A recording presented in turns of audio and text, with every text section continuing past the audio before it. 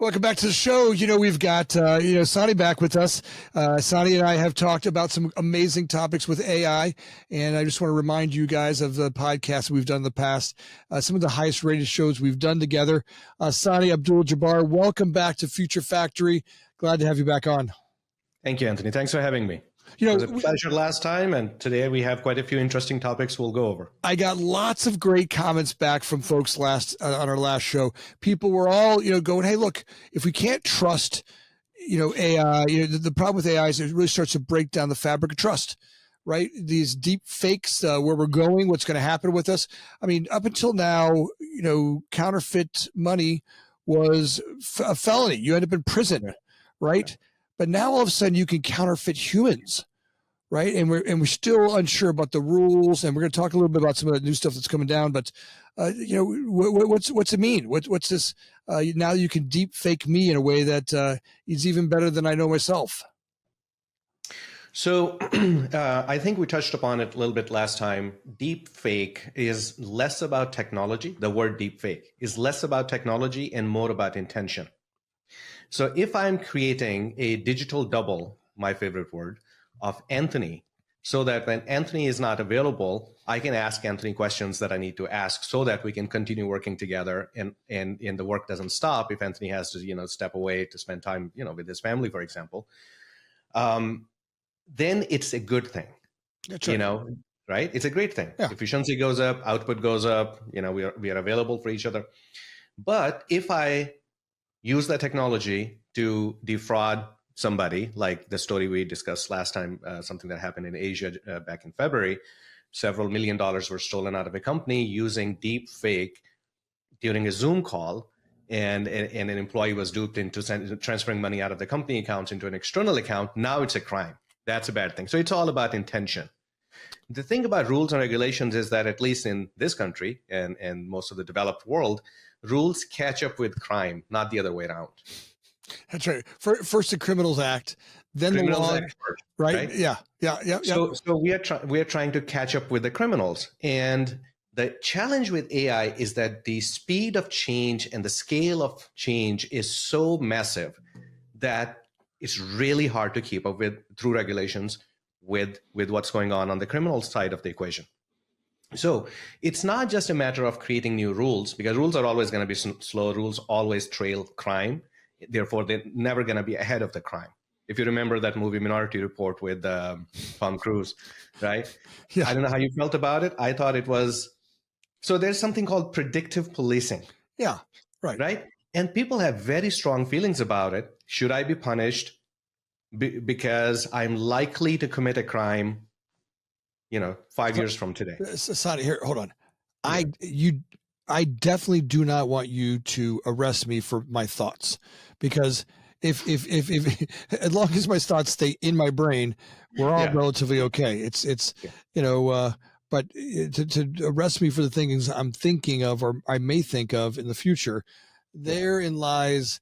Because so far I haven't figured out how to stop those thoughts. My first thought, I don't know that I can stop it. My second thought and my actions, I've mastered that. I think that's kind of what an advanced society does, is we start to learn, all right, maybe my second thought is something I can control, and my actions are certainly, if I stay conscious, I stay in a place where I don't get triggered. I certainly can control those, but yeah, I don't know that I want you to think, my things I think on an average day are pretty deviant. Yeah. So predictive policing, people have mixed thoughts about it. We can't do that. Laws and regulations, they trail crime. So they're not going to prevent crime that's changing so rapidly that by the time you create a new rule, the crime has already evolved to the next level. So that's not enough. What else needs to be done? Then there's industry standards to a degree. Someone has to watch the watchmen, right? You can't say, all right, the OpenAIs and the Googles and the Facebooks of the world, they're going to watch themselves. That also has limited value. Although Google came out recently, as of last week, I think, and they said that their LLM models, now they're going to allow creating totally realistic looking human images, human faces. However, you cannot create images of public figures and politicians. South Korea came out a few months ago and they said you cannot create digital doubles of political figures within I think they said 90 days or something before an upcoming election, some X length of time. That's right. That's right. Right. So that's the second part. You have the regulation, then you have the industry standards, and the third thing is education of the users. An example that I shared with you, I believe, last time was so within our company, Green Global, we have this practice that if we need to move more than X amount of dollars, or we need to make decisions that have Y amount of impact, dollar amount, then we're not just talking on a Zoom call, we are also doing something off-channel verification, off-band verification it's called. So what that means is that if we were talking on a Zoom call and you said, Sani, move this much money out, then I'm going to call you from my phone on your number that I know. And I'm going to say, Anthony, did you actually say that? And you'll say, yes. Right. So we check through 2 or 3 means because the transaction sizes are very, very large. Yeah. So depending on the impact, you would use off-channel, off-band communication. So that's the user experience part or the changing user habits part. So it has to be like all-inclusive, holistic approach. It's not one thing that's going to stop the crime. But I think like all crime, it has the crime gets created first, right? Now, what I worry about with AI is that it becomes so intelligent that we can't tell what it's doing, right? You know, my concern is that at some point the AI model gets so ridiculously complex as human beings, you know, look, maybe we're able to go 10, 20, 30 level, call it 50 levels deep on an idea or on a scam that an AI model's doing. But because it has such the ability to go so many more levels deep than we can, that we can track, trace, and follow through and understanding, that the model becomes so complicated that in that in itself is where, you know, the hack becomes so great that, you know, we're going to lose the ability to control it or follow or even notice it, right? Just our brains won't be able to see it. So to monitor AI, you will probably need other AI. There are already methods that are coming up, and there are companies who are getting like truckloads of funding, and their whole job is to create methods and create tools to monitor AI, to monitor how AI makes decisions. So the whole idea, which was quite popular response from AI companies until recently, if you said why your AI did X, and the response was like, I don't know. That's right. Something they can't figure out sometimes, right? They can't figure out. Yeah. But that's not really, it is still the case to a degree, but there are tools and methods that have been developed. So there's called monitored, monitored models and supervised models and unsupervised models. And the idea there is like, if you ask AI to do something for you, simple example, write me a poem about XYZ. Now, you want to be able to say, well, where did you pull this idea? It just happened actually. Yesterday, I was writing something about, I needed to send my profile for a speaking engagement somewhere. And they said, well, write this profile and send us, a couple of projects that are in the health tech space. That's what the conference is about. So I am using AI to create profile. My information is already loaded into LLM. And then it created 3 projects that sound wonderful, earth-shattering, but I have nothing to do with them.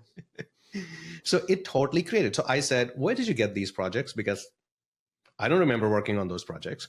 And it said, oh, they are typical projects that would be in line with your speech. Therefore, I'm like, no. Get back to the information that I gave you and stick to that. I gave you a list of projects and you pull only relevant projects out of that list. Don't make up projects. So there's that thing going on where you can go back and forth with a piece of AI and ask it, simple question, how did you reach this conclusion? And the new models, they tend to have this type of feature built into them. So saying that I don't know how AI got to this conclusion, whatever the conclusion is, in many cases, that's not relevant anymore.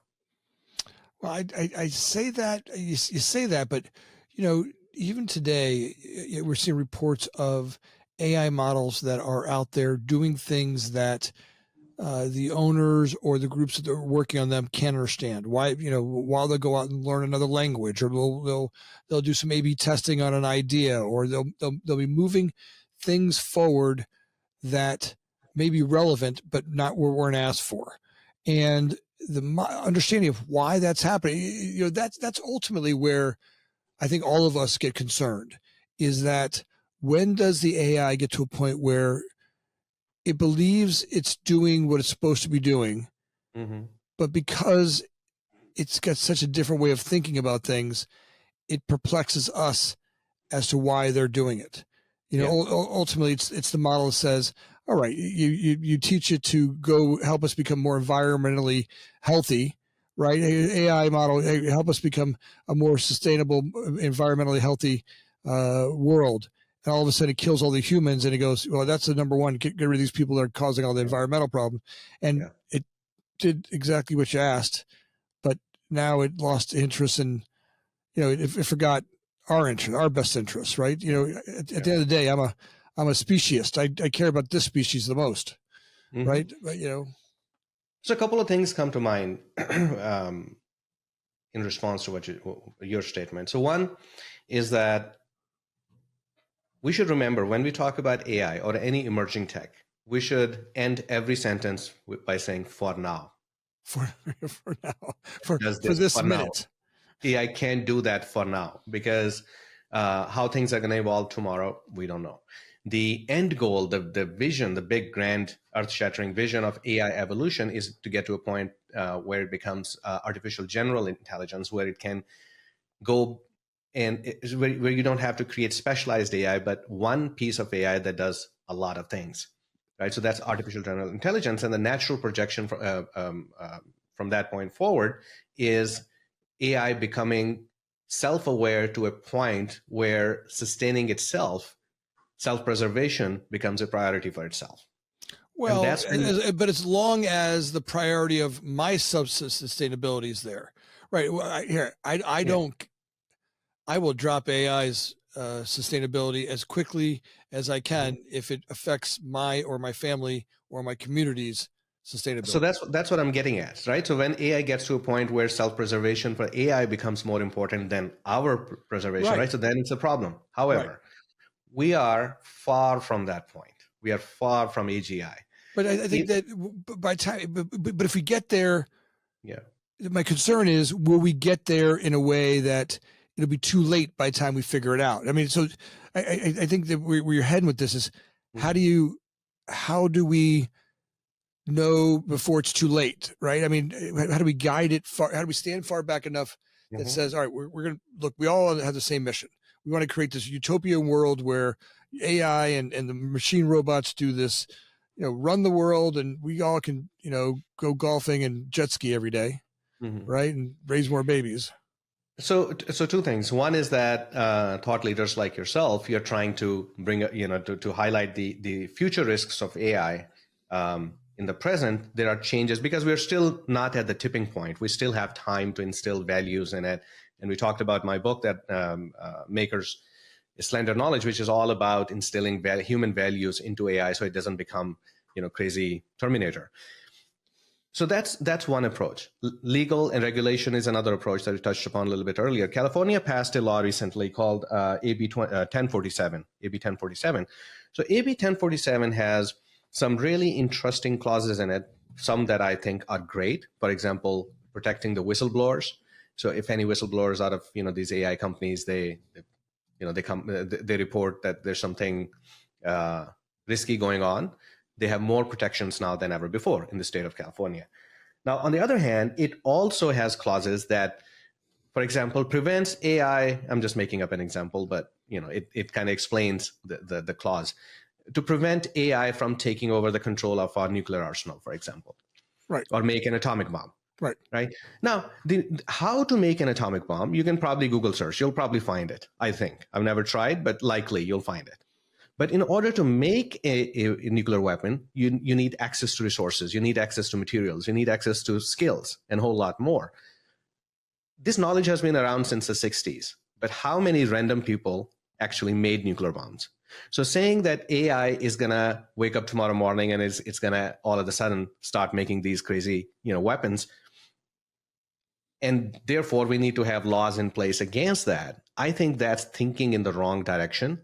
I think thinking in the right direction is what's risky now and in the near future. Risky now, you started the conversation with this whole idea of digital doubles or deep fakes. So that's risky now. Cybersecurity is a big risk right now. Loss of jobs, that's a risk now and in the near future. right? And I should say, actually, instead of saying loss for job, I should say need for reskilling and re-education of people. Because when you say loss of jobs, it's scary. But on the other hand, you have an action item. We need to reskill people, retrain people, right? So those are the near-term and current challenges that need to be addressed through these regulations. But many of these regulations, they are actually trying to solve challenges that don't exist. But to your point, maybe now is the time. Let's look at that. Now, from a human point of view, solving the problems today that are the current problems is an aspect that you and I would think of because we have limited ability when it comes to resource allocation to solving problems. Right. I mean, here's ultimately why we do that, right? Look, I can only solve one problem at a time, or 100 problems at a time, whatever limiting ability we have as humans to get there. Where the concern becomes is, all right, AI can solve thousands, maybe even millions of problems at the same time, where the AI bomb creation, look, it's no big deal. It knows how to make an A bomb, it knows how to make a nuclear bomb in just one of the million things it learned today.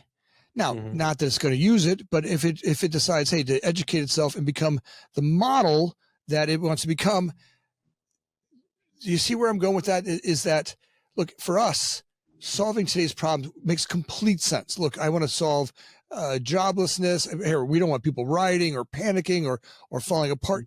At the end, I think we're all in agreement that if AI could be, look, at the end, if I could look down the road and see 100 years from now that the AI model made our world this utopian place, free of, we live longer, we live better, we live better lives, and we work less, we enjoy more, we live healthier, all the good stuff. Of course, that's what we want to do, right? I mean, is there anybody out there that would disagree with us? I'll share an analogy with you, a story. Sure. So when the phone was first invented, the emperor of China wanted to have a phone. He was a young boy, 12 years old. Good to be a king. At the time, right? And so he said, I want a phone. So his advisors, they were worried that if the king got the phone, he will have too much freedom, too much access to the world leaders. And therefore, he shouldn't get the phone. However, he used his royal powers and he got the phone. What do you think he used the phone for? Calling mom? The only thing that kid did with the phone was to make prank calls. Now, this is a he said, she said story. I don't know how true it is, but I thought it was interesting. Hey, didn't you do that when you were young? I don't know about you, but my friend David and I, we were kids, and his dad had this radio shop where he sold two-way radios. And he was the first time we ever saw a two-line phone, line 1 and line 2. Right. And, as little boys, we thought that was the funniest thing. We would call two competing ideas. We'd call the Catholic Church and the abortion clinic, and we'd put them both on the phone. We would call two restaurants and put them on, we would call, whatever we could think of would be the most idiotic things to do, but we would put them on the phone. And you could see a 12-year-old kid, emperor or not. There's a little boy in there that exactly. So I also pulled those kind of things. I made the mistake of calling a telephone company employee who was able to then, tell where the phone call was coming from. Caller IDs weren't a thing back then. Yeah. But because he had access to the system, he knew where the call was coming from, and he knew my father's the call. He's called my dad. He's like, your son is doing this. Oh yeah, come on, you got your last hand for that one. Yeah. Yeah. But, regardless if the story is true or not, the Chinese emperor story, I thought it was interesting when AI came out and we thought we're going to do big things with AI. You know what we've been doing with AI over the last 2.5 years? We've been creating images. We've been creating music. We've been trying to find new ways to defraud each other. We've been, improving our email quality, the text itself, right? We haven't done anything earth-shattering. And that's not what many people are doing. I was looking at the usage of AI, the function, how AI is being used right now. And a huge, big majority, I think like 70, 80% is creative tasks, creative work, creative as in writing, music, art, which is essentially what it is doing is it's looking at a bunch of music or bunch of art and saying, okay, I'm going to, take all this and create a hodgepodge and come up with another image or another piece of music. That's what it's doing. There was a case a couple of weeks ago where FBI picked up a person somewhere from the Midwest, I think, who had created hundreds of thousands of AI songs, submitted them to Spotify, then created a bunch of bots who pretended to be Spotify users. So the music is being played and he's collecting millions of dollars from Spotify, right? So he got picked up for doing that. But that's what we're doing with AI right now. AI is nowhere near, and even your example, AI can start learning, for example, A-bomb. I'm going to specialize in A-bomb and I'm going to do this. It's not there yet, and it's not going to be there anytime soon. Then access to resources, access to people, access to facilities, all that is, I've seen aviation industries computers. I saw them in Orlando a few years ago at one of their trade shows. They're like old gray screens with green letters on them. That's right. And I was like, why? I asked him, like, why? And one of the gentlemen, he responded, he said, because these computers have kept our planes in the air for the last 30, 40 years. Why fix what's not broken? So we have those, like these old machines and checks and balances. I mean, what kind of computer do you think controls our nuclear missile codes, for example? Yeah, right. It's probably from the 60s or 70s, right? Sure. Right. So I don't think AI can even talk to those machines. And there are people and governments who are putting, guardrails in place to avoid that scary future. But your concerns are valid, completely valid. Well, I think as the guardrails go up, yeah, I think where you were talking about earlier, is pretty right on in that we don't want to do is create. California is always the first one to create laws. I mean, they're law driven, right? I mean, they hundreds of laws a week get created out of California. It's just amazing what they do out there, and there's also some innovation. A lot of innovation that happens out there now. Concern is that we don't put handcuffs on ourselves where we lose the ability to compete, right? And gives another country a competitive advantage to a point where they master AI so fast. Those who master AI first will separate from the rest of us so quickly. I'm not sure that we'll be able to catch up, right? Even a small gap in AI technology advancements could pull, be a multiple that's so fast that you're not able to catch back up to it. So that's absolutely true. AI is a matter of it should be seen as a matter of national security and strategic positioning in the world, because to give you one example, so one of the businesses that I'm involved in is the trading of petroleum products, very large size deals. Very complex paperwork, very complex regulations, just given the magnitude of the deal. It's like minimum order quantity can be $100 million worth for a shipment of jet fuel. And there are like, hundreds of documents involved and dozens of people who need to sign. So I saw all that when I ventured into this business. Came from tech background, my brain goes into automation. The moment I see something, these kind of processes, automate. We have blockchain, we have AI, we have machine learning, we have smart contracts. Combine all that, we can automate the whole thing. And then we found out that in the US, we can't do that because of certain regulatory limitations. And then the people in the industry, midstream energy sector, they have this thing sort of in their brains because they've been following these regulations for a long time. So they're thinking that these regulations are there forever. They cannot be changed. Therefore, we have to do everything in a very manual fashion. So I tried to float this idea, why don't we automate the whole process? It'll protect everybody. I received a lot of pushback. 6 months, 8 months down the road, I see a news on Wall Street Journal that China launched a platform, exactly what I'm talking about. Now, so it takes me and my team, say, 30 days to properly process a deal, a new transaction. For them, it's few days, a week, less than a week, because of this new platform. Now, it's very new. It just came out earlier this year. It hasn't been fully adopted. I don't think it's going to be globally adopted, but we talk about global south. We talk about all the countries who don't want to deal in dollar, for example, anymore. And this other block or blocks that are forming, which are not, they don't necessarily see eye to eye with the US. Now, they're using those very streamlined automated methods and processes. I'm working on a deal for 30 days to bring it to fruition. They are working on it for 7 days and they can complete the same deal. How do I compete with that? So that's at the business level. Now, when you think of defense and space and all those other strategic situations, energy, right?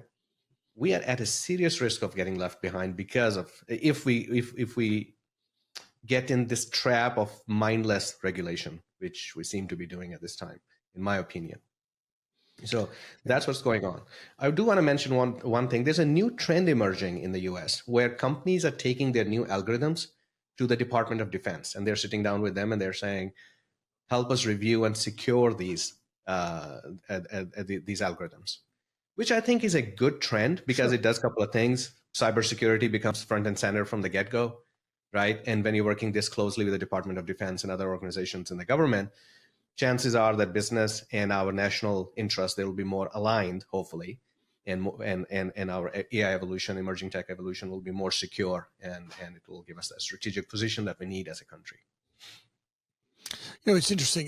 That emerging here, those algorithms that get created, right? So all of a sudden now I've got this new algorithm. I've got it set in a way that, hey, I want to show you, Mr. Government, here's what I've got. Yeah. But at the same time, I'm doing that with our government. Mm-hmm. I've got Asia coming at us from multiple angles, mm-hmm. right? We've got the Chinese that are coming at us untethered to their government. I mean, they're literally they're being supported and funded by the government, right? Hundreds of millions of dollars are being spent on that development, and they're giving them. They realize that value that, hey, look, if we can break this first, we've got the controllable entity. And now I look at that and go, we keep thinking from a human point of view, and that way of thinking that says, hey, I want to go to my government and work with them to do this. Mm-hmm. The problem is that we're dealing with an AI technology, and it thinks different. Its method of thinking is what I think is a part that I'm not sure of, right? I can't tell which way its logic goes when making a decision based on something, right? I can't, up until now, no matter how bad the person that pushed the A-bomb on Japan, mm-hmm. there was a human at the end of that button. Yeah. Right. No matter what, your point earlier about being able to make a nuclear bomb, there was a human who made it. I don't know about you, but I probably could go do it. But as a human, I realize I don't want to go pull that information together. I realize that even pulling it together, somebody might find my notes and do that in a way that takes out my family. Right. So the human part of me says no. Right now, does the AI logic follow that same platform, right? As a human speciesist, we do, right? You wrote a book about it. Your book is right on the logic. Those corporations that are working together, absolutely. We all realize that as species that we are, we want our species to survive, right? This is what makes sense. Where does that AI model get its logic from? Look, AI, there is a similarity in how we train AI and how we raise children. The way you raise children is you either expose them to different situations. You take them to grocery shopping and you say, hey, kid, here's my credit card, go pay. So they learn how to make a payment. Right. Or you expose them to information as in watch YouTube video to carve a pumpkin. There you go. Halloween is coming up, right? That's what my kid is doing, watching those videos all day long. So you expose them to information, either that, or you put them in a situation, or you download data into them. Hey, son, don't put your hand on fire. You're gonna get burnt. They still need to do it to learn, really, to remember. But you can, speak to them. So that's data download, right? So 3 different methods: data download, exposure, experience. That's how you train AI. The early models, they were trained on YouTube videos. And if those models, if you said, show me the picture of an animal, it will show you a cat. Why? Because YouTube is full of cat videos. It thought, every animal looks like a cat. Or if you said, show me a living organism, it will show you a cat. Ask whatever question, it will give you a cat, because that's all it knew. Now that's not the case. So while we are doing all this, at the same time, just like you teach your kids human values, don't do harm to others, don't hurt others, don't tell a lie, don't, whatever. The result of that is most of us don't wake up in the morning and plan, world domination or shoot down our neighbors. Most of us don't do that because we have those human values instilled in us from the childhood. That's what our parents did, our society did. Then guardrails of morality, law, those kind of things. What I argue in my book, Makers, is this, that human values, we are not just how-to machines. We are not just, data and information, how to do X. We also have these guardrails around us in the form of law and morality and ethics.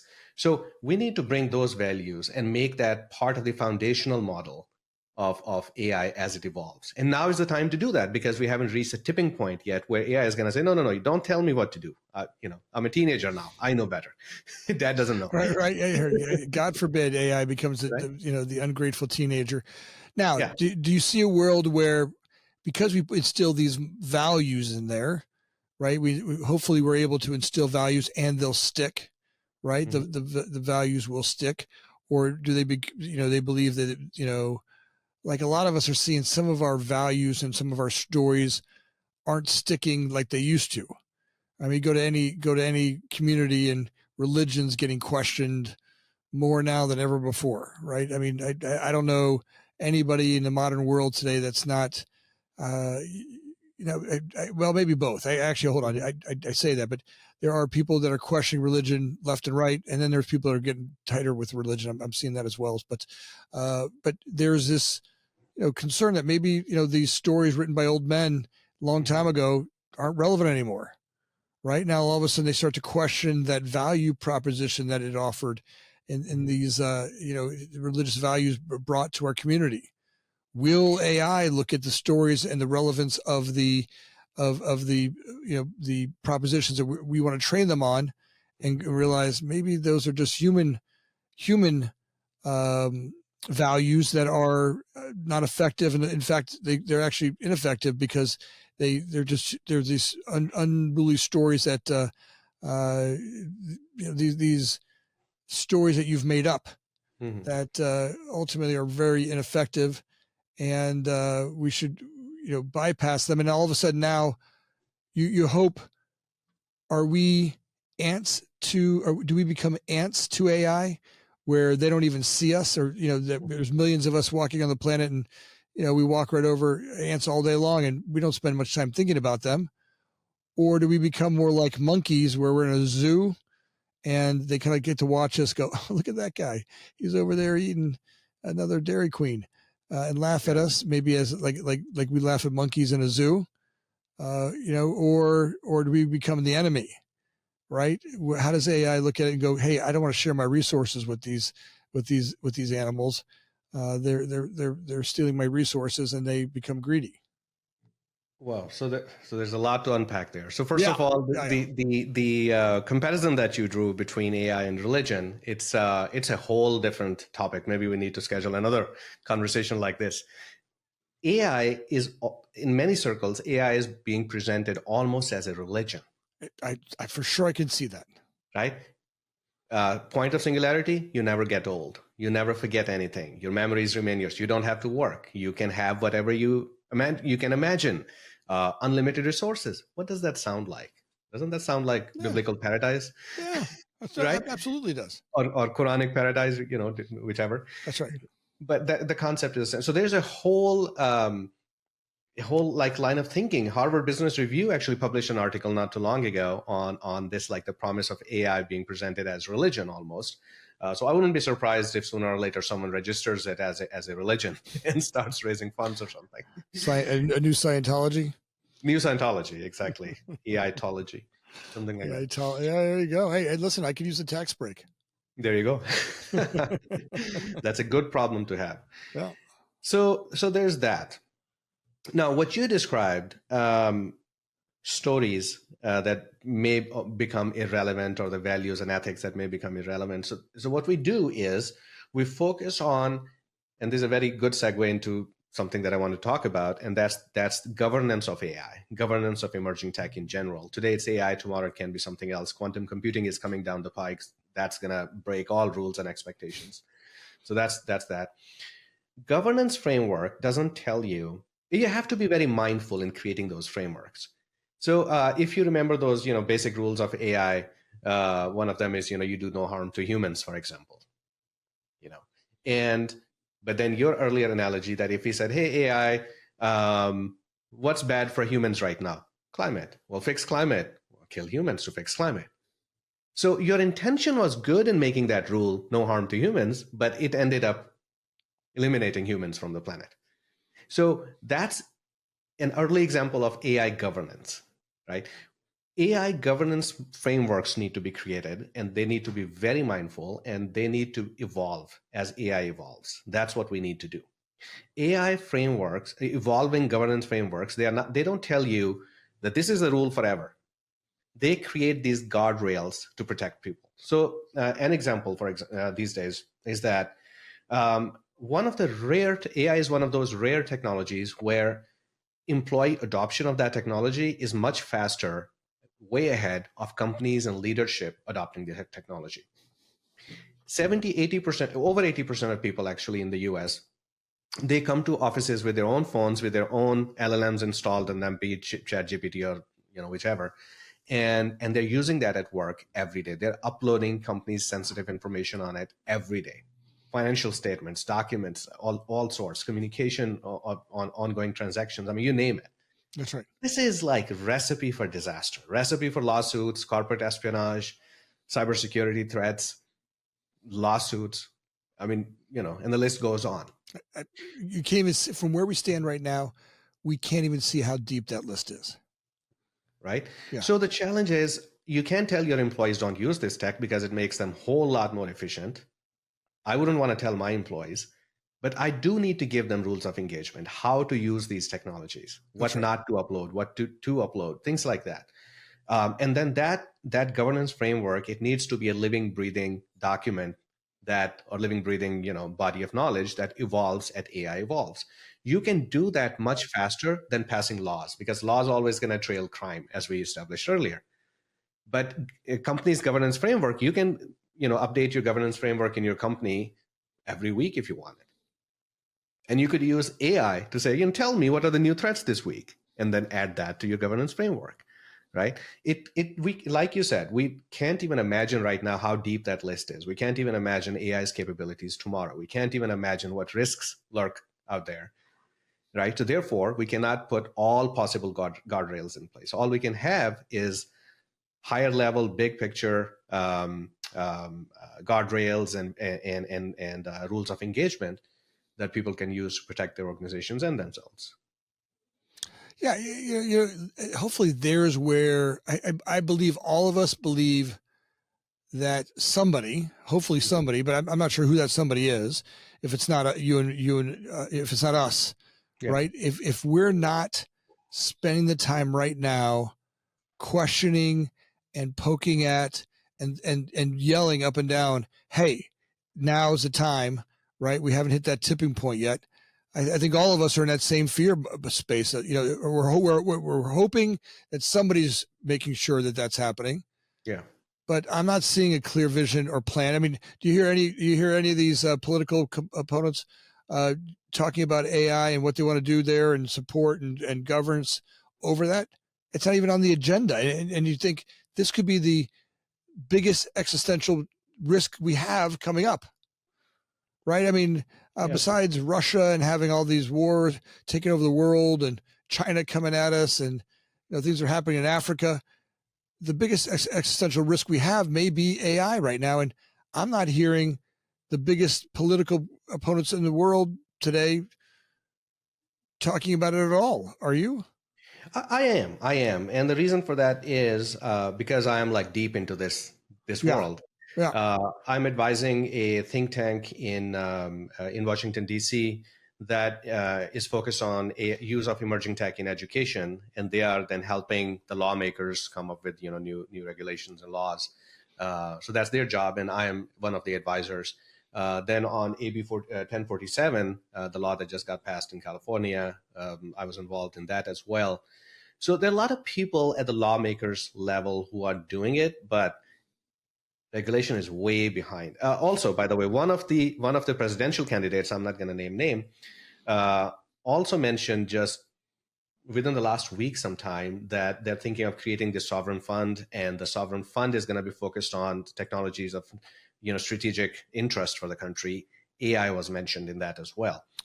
I don't know what that means. I do know that Department of Energy is heavily invested in it. Department of Defense obviously is heavily invested. Defense and adult entertainment, that's where every technology goes first. then it creates... ultimately, isn't adult entertainment what drove the whole internet to work? Absolutely. Horny boys and their toys drove all the whole thing. Yeah, I'm with you. So I can see where we're going. I love that when we get it together, and your wisdom in this whole field really brings this bright light to it. Your ability to work. I mean, I think you're asking the right questions. Why I like having the podcast is you're asking the questions that everybody is hoping, or turning a blind eye to, because I think a lot of us just can't see it or understand it. So a lot of us just go like, hey, I'm hoping someone's doing this. Right. Yeah. And I feel like that's what you're doing, Sani. I feel like you and your group are asking those questions. You're moving those ideas forward. You're poking at the growth that we're having and saying, hey, let's do this in a responsible way before it gets to that tipping point. And I think that's a worthwhile and a noble endeavor for you and the group that you guys work together, that you work with. I appreciate Anthony for saying that. Look, in every war, there are battles, right? If you try to win a war, that's a very big thing to get your hands and arms around, right? If you think of winning battles, that can lead to winning wars, right? So you pick your battles. So my battle is, I'm not going to talk about what's going to happen 70 years, 100 years from today. I can say whatever. You can't come and hold me accountable. I'll be dead by then. I'm more interested in what's happening in the next, say, up to 3 to 5 years. So I'm not a futurist, I'm a nexist. And the reason behind that is, especially for your audience, business leaders, they need to know what to expect and how to prepare for that in the short term and medium term. Because this decade it's a matter of do or die for business and for organizations of all types in the context of emerging tech. Less than 4% of the leaders, we talked about it last time, less than 4% of the leaders are actually actively doing something about it.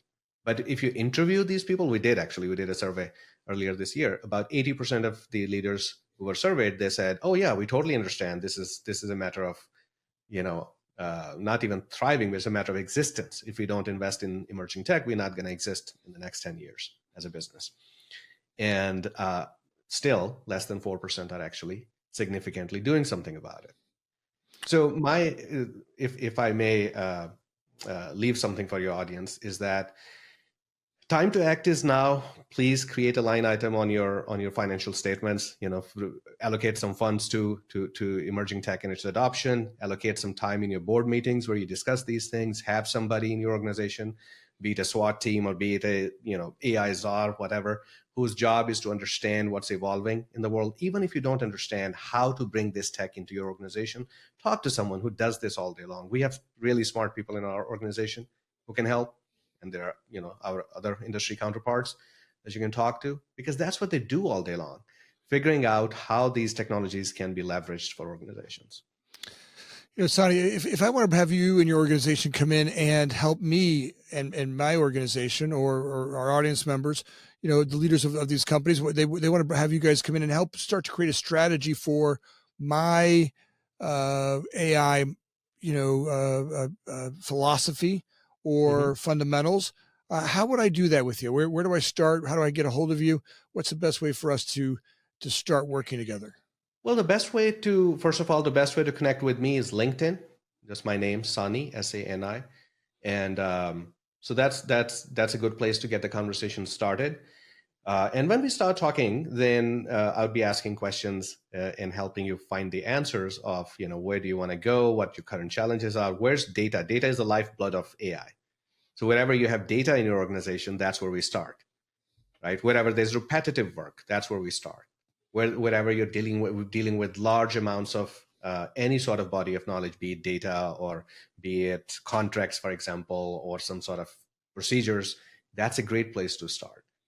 Well, I got to tell you, the data that I have on you is that you're a wise man. I enjoy our time together. It is intriguing.